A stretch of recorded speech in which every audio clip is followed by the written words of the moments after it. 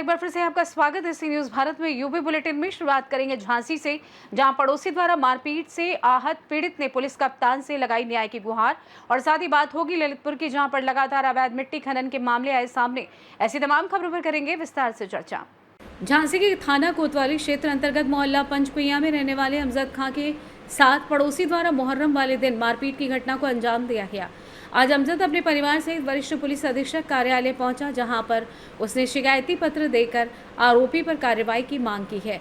Police कार्यालय में दिए गए शिकायती पत्र में अमजद खान ने पड़ोसी पर तमाम गंभीर आरोप लगाते हुए अंकित किया कि मुहर्रम वाले दिन वो मुहर्रम का जुलूस देखने गांधीनगर का टपरा गया था। तभी रात में 12 बजे उसका पड़ोसी उसे मिला और कहने लगा कि तुम मुझे घूर क्यों रहे हो। तब उसने कहा मैं तुम्हें घूर नहीं रहा। इस बात को लेकर अमजद के साथ उसके पड़ोसी और 4-5 अज्ञात लोगों ने लात-घूंसों से बुरी तरीके से मारपीट कर दी और परिवार के लोगों की हत्या की धमकी देते हुए वहां से भाग गया।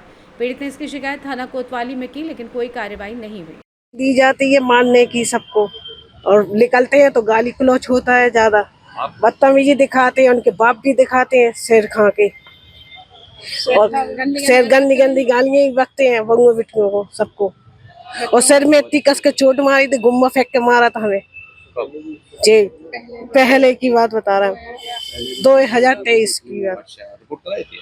जो कराई थी तो पुलिस कार्रवाई ने सुनी नहीं, पता नहीं दबा लिया क्या करा। अभी आपके हस्बैंड के साथ घटना हुई? हाँ, फिर दोबारा की हुई है। आपके हस्बैंड है? हाँ। ये घटना कब की? जे परसों की, ताजिए वाले 6 तारीख की है। तो नहीं, ऐसा ये झगड़ा होता क्यों उनके साथ आपका? अरे कुछ नहीं होता, वो तो अपने आप जाते, अपने आप कोई मतलब, कोई किसी से कोई मतलब नहीं। पैसे धमकी दी जाती है, पैसे लाओ, पैसे जे करो, जे पता क्यों दवाएं, दुश्वार करें जीना हराम लोग का। कोई बच्चों को धमकी दी जाती है, बच्चे चीज लेने नहीं जा सकते, कोई स्कूल जाए तो धमकी दी जाती है, स्कूल में भी उठवा लेंगे, एक ही रास्ता है। अब तो हम कार्रवाई नहीं करेंगे तो क्या होगा। वो कहाँ से आए, किसको शिकायत थी? मेरा नाम अमजद है, पचकुइयों से आए हैं। शेर खान है जो, उसका भाई है रज्जू। मैं ताजिए देखने गया था, वहाँ पर इसने पूरी टीम के साथ मिलके मेरे साथ हाथापाई की और मुझसे डिमांड की पैसों की डिमांड के बाद वहाँ से मैं अपनी जान बचा के भागा। उसके बाद वो पुलिस के पास गया, मैं पुलिस के पास मैंने कंप्लेन दी। अभी तक उसकी कोई ज़्यादा कार्रवाई नहीं हो, खुला फिर रहा है। अभी तुरंत 10 बजे करीब सुबह मैं निकला घर से, तो फिर उसने दम दी कहीं तू पुलिस के पास चला जा, कहीं चला जा, तुझे कोई नहीं बचा पाएगा। पुलिस तो मेरे हाथ का मेल है, मैं पैसा खर्चा करूँगा तो सब छूट जाऊँगा। मेरा भाई है शेर खान, वो सब निपटा लेगा मुझे। किस बात को लेकर विवाद हुआ था आपका? विवाद इतना सा है, केवल बगल में रहते हैं, वहाँ से पुलिस के साथ जैसे हमारी मित्रता है, किसी के साथ बैठे उठे तो वो कहता है तू मुखबरी करता है। अब भाई आप चोरी चकारी कर रहे हैं, क्या कर रहे हैं, मुझे क्या लेना देना, मैं नहीं जानता। बस वहाँ पे आया, एकदम कह रहा है मुझे घूर क्यों रहा, और बस सीधा आके गर्दन पकड़ी, मेरे यहाँ पूरे में चोट है। ये मैं झांसी से सी न्यूज संवाददाता राजीव की रिपोर्ट। खबर ललितपुर से, जहां लगातार अवैध मिट्टी खनन के मामले सामने आ रहे हैं, जिसको लेकर खनिज अधिकारी अमितोष वर्मा पर गंभीर आरोप लग रहे हैं। बताया जा रहा है कि अवैध खनन को लेकर अमितोष वर्मा पत्रकारों के सवालों का स्पष्ट जवाब नहीं देते। ललितपुर से सी न्यूज संवाददाता विकास सोनी की रिपोर्ट। खबर प्रतापगढ़ से, जहां रिडुई पावर हाउस क्षेत्र के अंतर्गत बसहा गांव में मंगलवार लगभग 10:30 पर संविदा कर्मी राजीव गुप्ता और राजू पुत्र कमला गुप्ता की करंट की चपेट में आने से मौत हो गई। हादसा उस समय हुआ जब 11,000 वोल्ट के विद्युत पोल पर चढ़कर वो कार्य कर रहा था। प्रत्यक्षदर्शियों के अनुसार पोल पर चढ़ते ही राजीव करंट की चपेट में आ गया और गंभीर रूप से झुलसने के बाद जमीन पर गिर पड़ा। स्थानीय ग्रामीणों की मदद से उसे तुरंत सामुदायिक स्वास्थ्य केंद्र पट्टी पहुंचाया गया, जहां डॉक्टरों ने उसे मृत घोषित कर दिया। राजीव की उम्र लगभग 28 वर्ष थी। 2 वर्ष पूर्व ही उसका विवाह हुआ था और 6 दिन पहले ही उसके घर में बच्चे का जन्म हुआ था। घटना के दिन ही घर में छठ व निकासन का कार्यक्रम था, जो अचानक मातम में बदल गया। पत्नी सुनीता का रो रो कर बुरा हाल है। मृतक के पिता घर पर ही रहकर जीवन यापन करते हैं। मृतक 2 भाई और 3 बहनें थी, जिसमें 2 बड़ी बहनों की शादी हो गई है। छोटी बहन राधा की शादी इस वर्ष नवंबर माह में होनी तय है। छोटे भाई प्रदीप की शादी नहीं हुई है। इस घटना के संबंध में जानकारी देते हुए आसपुर देवसरा एसडीओ सृजन कुमार ने बताया कि मृतक संविदा पर तैनात लाइनमैन हेल्पर था, उसे सेट डाउन का अधिकार नहीं था और ना ही उसे पावर हाउस से सेट डाउन लिया था। उन्होंने कहा कि बिना विद्युत आपूर्ति रोके पोल पर चढ़ना गंभीर लापरवाही थी। प्रतापगढ़ से सी न्यूज संवाददाता रोहित जायसवाल की रिपोर्ट।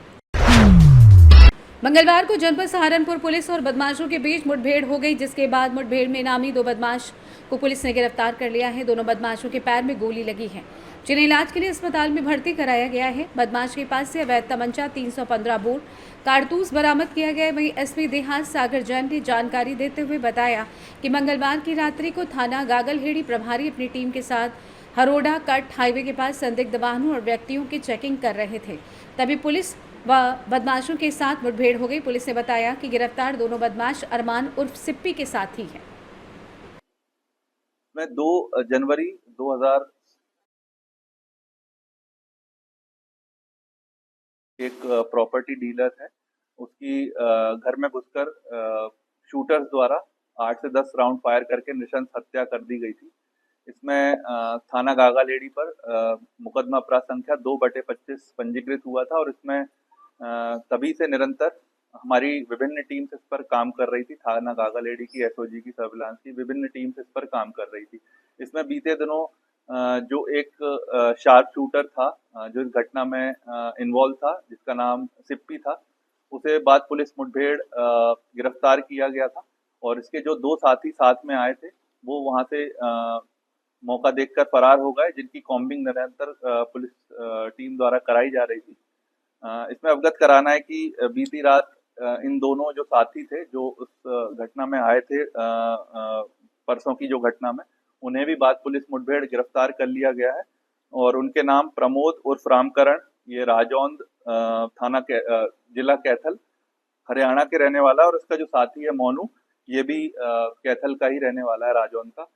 और इसमें जो प्रमोद है, ये जो जनवरी 2 तारीख को जो घटना हुई थी मर्डर की, इसका मेन मास्टरमाइंड है और ये जो मृतक है उसके साथ प्रॉपर्टी का काम करता था और इनका प्रॉपर्टी डिस्प्यूट हुआ था पैसे को लेन देन को लेकर, और इसने फिर योजनाबद्ध तरीके से शूटर्स हायर किए थे और शूटर्स हायर करने के बाद उन्होंने इसकी नृशंस हत्या की थी। 8 से 10 राउंड फायर किए। सहारनपुर से सी न्यूज संवाददाता शाकिर राजपूत की रिपोर्ट। यूपी के सोनभद्र जिले से एक और शर्मसार कर देने वाली घटना सामने आई है। चौपन थाना क्षेत्र के गांव में एक नाबालिग बच्ची को पहले शादी का झांसा दिया गया, फिर उसके साथ दुष्कर्म कर आरोपी ने उसे अपने घर में जबरन बंदी बना लिया। मामला तब और ज्यादा गंभीर हो गया जब पीड़िता के परिजनों को मिलने से रोका गया और उन्हें जाति सूचक गालियां देते हुए जान से मारने की धमकी दी गई। पुलिस ने तहरीर के आधार पर मुकदमा दर्ज कर आरोपी को हिरासत में ले लिया है। पूरा मामला चौपन थाना क्षेत्र के अंतर्गत एक गांव का है, जहां 15 वर्षीय नाबालिग को गांव के ही युवक ने 16 मार्च 2025 को अपने घर बुलाया और शादी का झांसा देकर उसके साथ दुष्कर्म किया। आरोप है कि तभी से आरोपी ने किशोरी को अपने घर में जबरन रखा हुआ था। जब पीड़िता के परिजन अपनी बेटी से मिलने पहुंचे तो आरोपी ने उन्हें मिलने से रोक दिया। इतना ही नहीं, उन्हें जाति सूचक शब्दों से अपमानित करते हुए गालियां दी और जान से मारने की धमकी भी दी। इसके बाद पीड़िता की मां ने चौपन थाने में लिखित तहरीर दी, जिस पर पुलिस ने त्वरित कार्रवाई की। पुलिस ने आरोपी शहजाद के खिलाफ मुकदमा दर्ज किया है। आरोपी को हिरासत में लेकर गहन पूछताछ की जा रही है और आगे की विधिक कार्रवाई जारी है। आइए जानते इस विषय में एएसपी सोनभद्र अनिल कुमार का क्या कुछ कहना था। चौपन जनपद सोनभद्र अंतर्गत सहमरावा बिल्ली मारकुंडी निवासी एक महिला द्वारा थाने पर आकर तहरीरी सूचना दी गई कि उसी के गांव के रहने वाले एक मुस्लिम लड़के के द्वारा उसकी नाबालिग लड़की को शादी का झांसा देकर शारीरिक शोषण किया जा रहा है।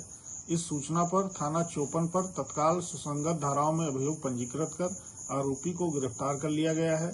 प्रकरण की गंभीरता के साथ जांच की जा रही है।